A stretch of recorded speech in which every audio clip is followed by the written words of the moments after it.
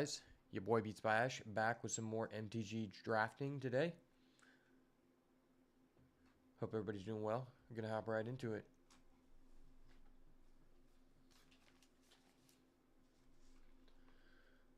I'm going to pull up my tier list real quick. I'm not 100% familiar with all the rares, so I like to look at the guideline that I wrote.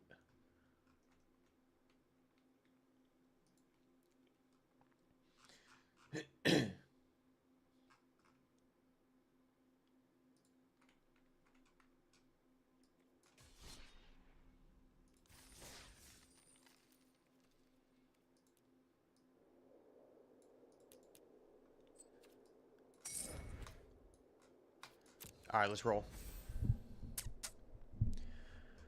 Honestly, I feel like I haven't gotten like an insanely good deck, but I understand what one looks like.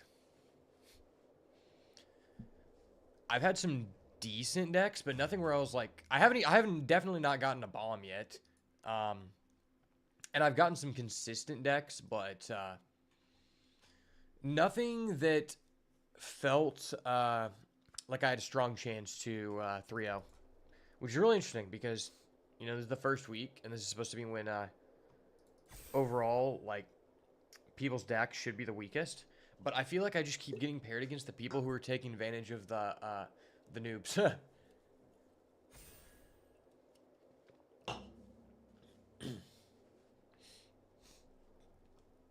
It's all good, though. My time will come around, and maybe after I spend $100, we'll see.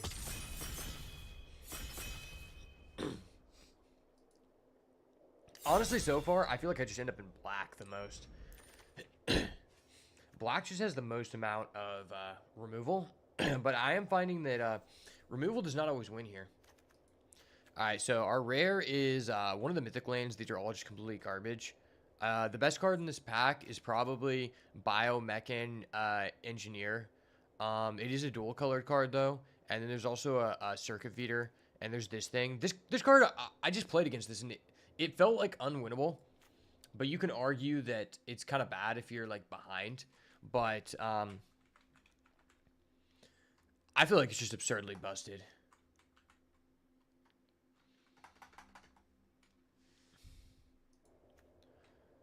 This card is good, but, you know, we haven't gotten to play with this yet.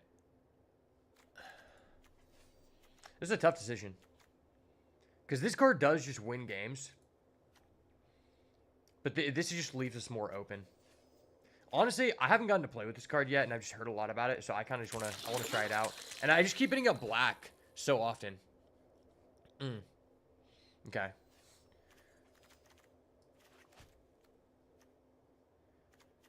Yeah, this card is just, it's won me so many games. The drafts where you have this card versus the drafts where you don't are, like, incredibly different, in my opinion. There's a depressurize as well. I tend to think that the Umbral Zealot might be better than depressurize, but I think you could argue they're like about the same. There's not really a strong like blue card in this pack. I will say if I am playing like a multicolor deck, maybe this card is stronger in that regard. I'm just going to take the Zealot in case I get kicked out of this. Okay, there's a use social engineering. They're not kicking me out. This card's cracked. But there's also a shock land for red-green, which is really, really strong. I mean, use social engineering is just a really good card.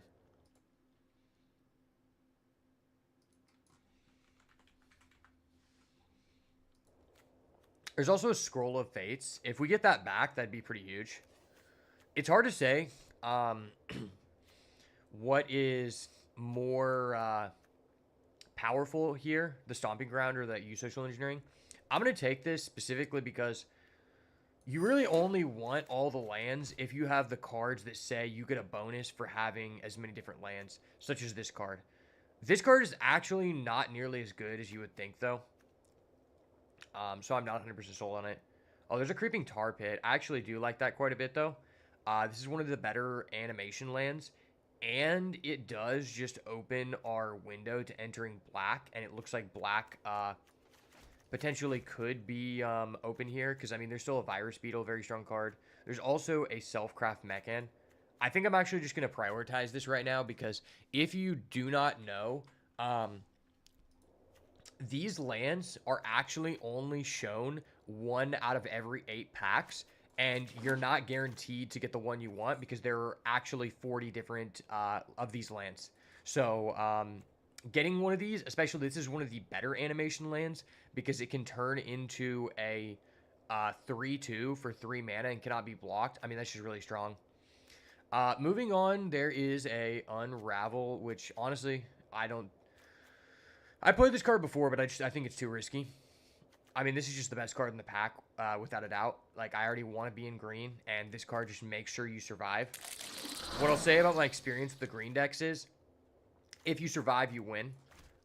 So that right there should be enough justification to take this card and take it more highly. It's really weird, because in other formats, I don't think gaining 1 life from a landfall is that good. There is a Survey Mechan in this pack, which is legit for sure. What is this? Okay, so that's like a Drain Caesarian. I've never seen that card, to be honest. But I mean, this is just an easy Survey Mechan. This card just benefits you for each differently named land you control. We already picked up our first Shock, so I mean, that's what's up. There's a Germinating Worm here. I actually think this card is better than it looks, just because gaining life is just like pretty good in this format. I mean, there's also this Earthos Scan Ship, which could be good too.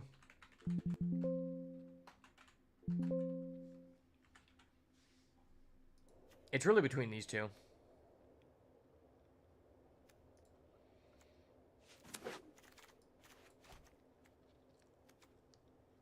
We'll try the spaceship because we haven't gotten to play with it. This is actually a really cool card because you can actually revive a spacecraft. There's another Reanimator spell, I think, in white, but it's only creatures. And I'll take a Blooming Stinger here. 2-drops are at a premium, so you got to pick them when you see them. Okay. There's a Pinnacle Kill Ship. I'll take that. I mean, getting that pretty late, it just feels good. Okay, there's a Lost in Space. I do like Lost in Space.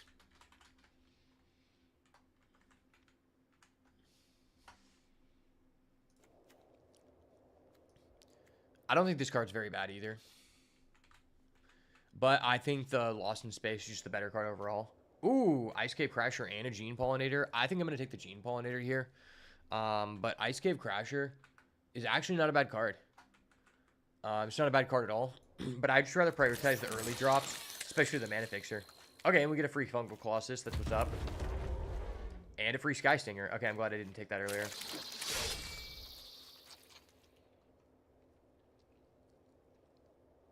Wow, this is pretty crazy. We're getting heavily rewarded from just taking the Biomechan Engineer in pack 1, pick 1. Because there's another one for the collection. You love to see it. This card is a pretty fun card, but I mean, we're nowhere near in the means of playing it. There's also this Laval Scoutlander, which is actually just a disgustingly broken card. That is... Honestly, if I didn't already have a Biomechan Engineer, which is just such a pushed card that it makes me really want to hold on to blue, I would take this card because this card is just so disgusting. But since we already have one, the second one just, like, increases my interest in playing into blue here. This is a pretty weak pack. Hymn of the Faller is okay, but this isn't, like, a great deck for triggering that. There's an Ice Till Explorer, which I think can be fine. I have, like... some landfall triggers, which I think can be fine. I actually think this is a deck where you might want to play this. Because we already have a U Social Engineering.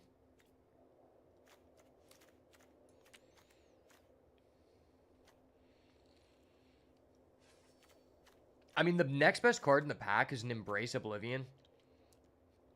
Or an All Fate Scroll. I think I'm going to take this. Okay, baby, that's what we like to see. There's a close encounter, and there's also a survey mech in. The fact these are both in the same pack is like kind of frustrating, but it's whatever. I think just because our only removal currently is this one lost in space, I'm probably just supposed to take this close encounter, but that feels so bad. I'm gonna move this over here for right now. Just to rearrange some things. Okay, I'm just gonna put those together. That's what's up. The nice thing about close encounter is it allows you to bite using a creature that was exiled with a warp, not just a creature in your field. So it has like a higher level of insurance. What is this? Power and toughness are equal to the number of lands you control. That's actually a pretty good card for our deck, I think. I think that card seems legit. I mean, we already have a landfall strategy going. I don't want to get too many high drops, but that is legit. This is a really good land for us, though. But, I mean, I only have one survey mech hand, so it's not a huge deal. This is like a more sure thing.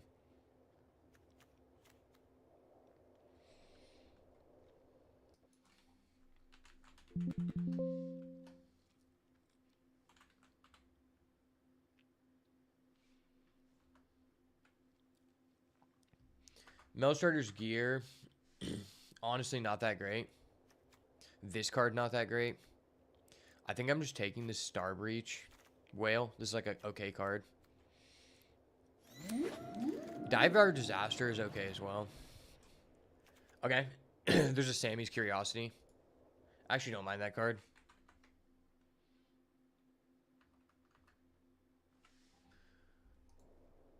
Maybe I'm actually supposed to take this Cryogen Relic. My deck isn't, like, greatly suited for this. Like, this doesn't do... It doesn't have a lot of synergies, but it is just a good card.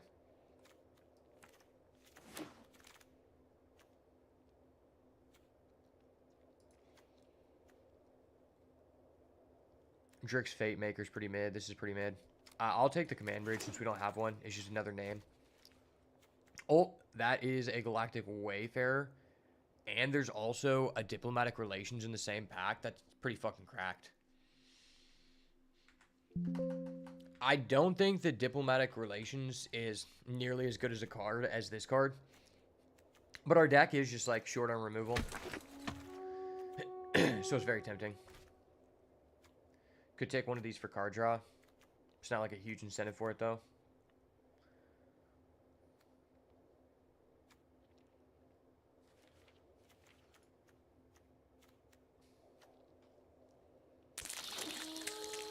I think I'm just taking this dude. I mean, now that I have the Cryogen Relic, maybe this Embrace Oblivion is, like, better. Fungal Colossus, I just think is pretty fucking mid, man. We get a free Blooming Stinger. That's what's up. I got enough 2-drops. We're not playing those cards, but seeing green cards this late is a good feeling. Oh my gosh, there's a Thruming Hive Pool. Let's go, baby.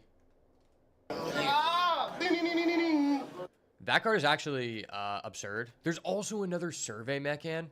Honestly, I'm not convinced that the Survey Mechan is going to be as good in this deck because I only have 2 unique lands. There's not even like a huge incentive for me to play black. There's a pull through the Weft, though, which is just a disgusting card. This pack is actually stacked. Yeah, I think we're just going to pray that this Survey Mechan comes back to us because this card just ends games. Ooh, Genomorph Imago. That card is cracked for sure. Yeah, this is probably the most gold cards I've actually seen in a single draft. I'd like to get some more removal, though. Although we've seen a lot of premium green cards, very few of them have actually been interaction. Tapestry Warden, I think actually just is not very good. I mean, it's a 4-mana 3/4.